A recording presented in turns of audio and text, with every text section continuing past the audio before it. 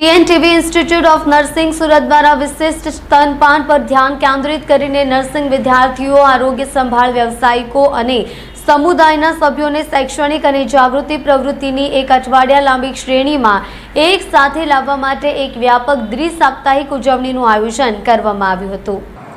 આ કાર્યક્રમમાં સ્તનપાન વિષય ઉપર પેનલ ચર્ચા દર્શાવવામાં આવી હતી, જેમાં વિદ્યાર્થીઓને તેના મહત્વ અને શ્રેષ્ઠ પ્રથાઓ પર આંતરદૃષ્ટિ શેર કરી હતી। શહેરની સંધ્યા હોસ્પિટલ સુરતમાંથી MS સોબીજી અગ્રણી તબીબ ડોક્ટર સંધ્યાબેન છાસટિયાએ સ્તનપાનના તબીબી પાસાઓ પર પ્રકાશ પાડતા આકર્ષક મુખ્ય સંબોધન કર્યું હતું। બ્રેસ્ટ ફીડિંગ વીક ઉજવણીના પ્રણેતા અશક્ત આશ્રમ ટ્રસ્ટના શ્રી અનલ મર્ચન્ટની પ્રેરક હાજરી રહી હતી। ગુજરાત નર્સિંગ કાઉન્સિલના શ્રી I.A. ગાડીવાલાએ વિકાસશીલ દેશોમાં શિશુ મૃત્યુદર ઘટાડવામાં તેની ભૂમિકા પર ભાર મૂકતા વિશિષ્ટ સ્તનપાનના ફાયદાઓ પર વાત કરી હતી, જે WHO અને યુનિસેફની વાર્ષિક પહેલનું મુખ્ય કેન્દ્ર છે।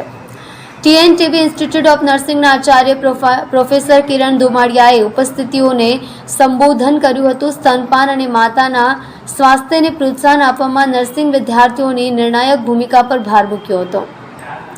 વિનસ હોસ્પિટલના ડોક્ટર અંકિત દેસાઈના હસ્તે સર્ટિફિકેટ વિતરણ કરવામાં આવ્યું હતું।